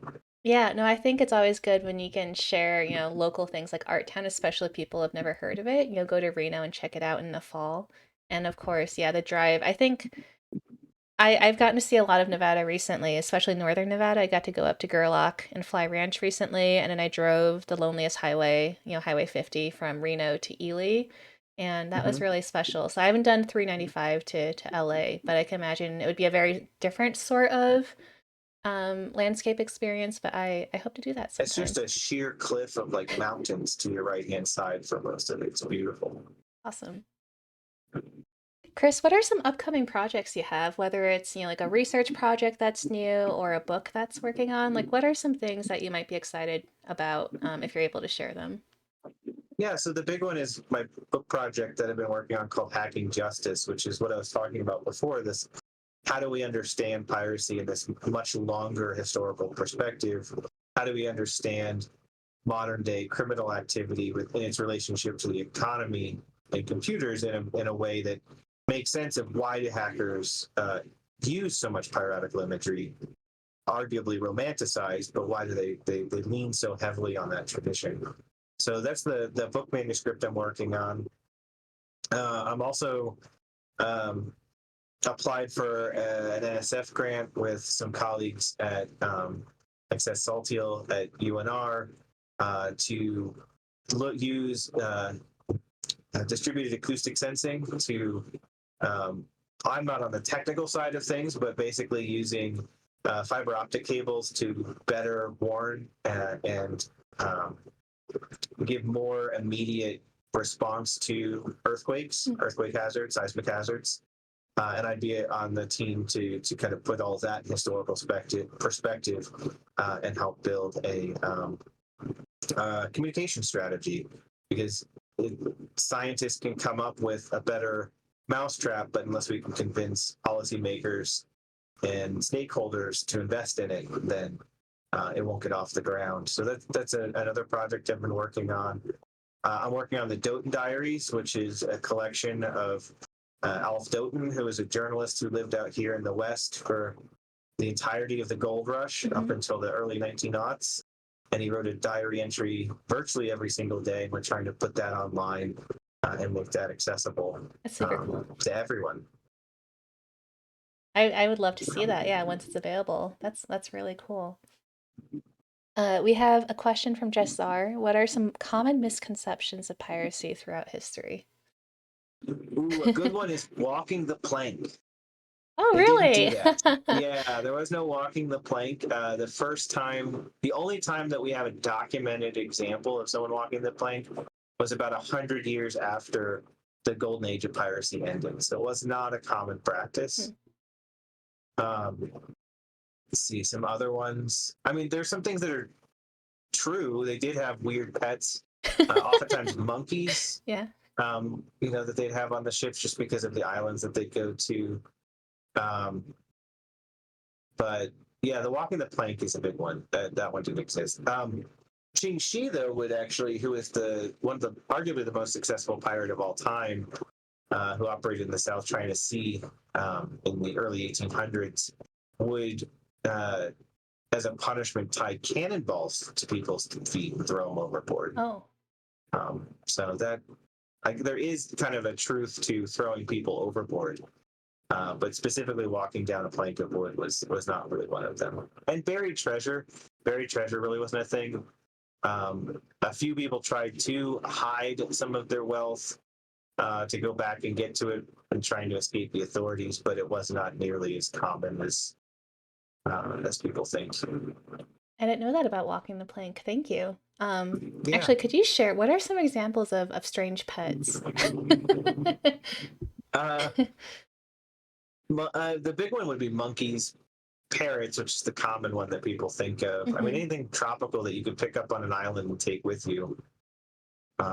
Rats. There are lots and lots of rats on the ships. Mm.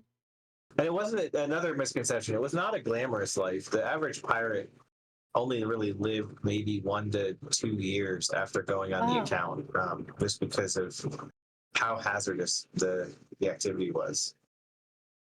That's a really good way to put into perspective, right? Because we think about, yeah, all the successful, like, I don't know, Blackbeard, or like people who have these long like legacies of being pirates. I don't even know if Blackbeard was a real person or if he was like a series of He was people. Yeah. Edward Teach, and he was a very violent, horrible person.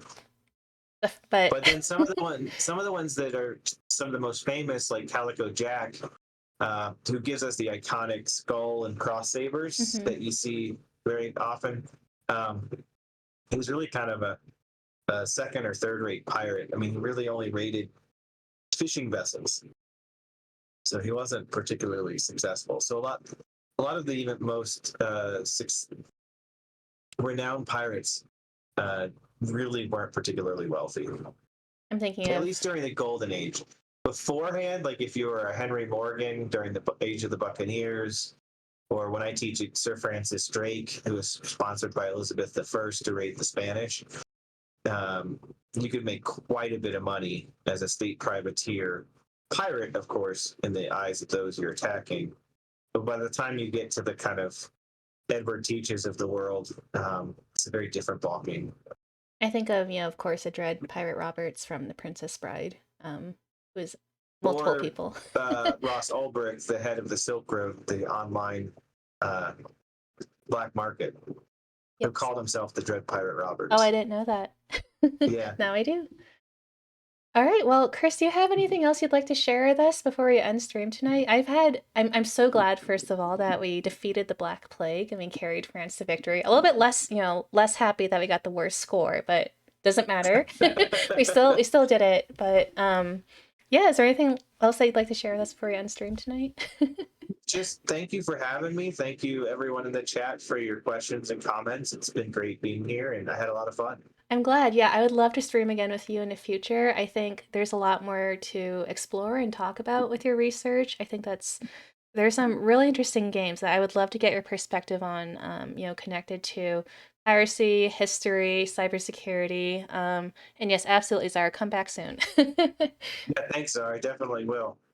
All right. Well, thank you again. I guess I'll close out stream by saying, thank you again to everyone today for joining us in our Humanities at Play stream with Christopher M. Church from the UNR. If you're interested, next Tuesday, we are going to be back May 9th at 12 p.m. Pacific. We'll be streaming the game A Short Hike, and I'll be joined by Sapira Churk from the Nevada Arts Council. So we're going to learn more about Sapira's work as an artist, but also the grants and opportunities that the Nevada Arts Council holds for people throughout the state. And we do have, of course, a streaming schedule on our website and Twitch that we try to keep updated. So keep in touch with us. If you're not signed up for our newsletter, I encourage you to do so and follow us on social media. Otherwise, we'll see you next time you're around. Thank you so much. And thank you, Chris. Thank you. Bake with slow-release carbs and provide steady morning energy. Belvita.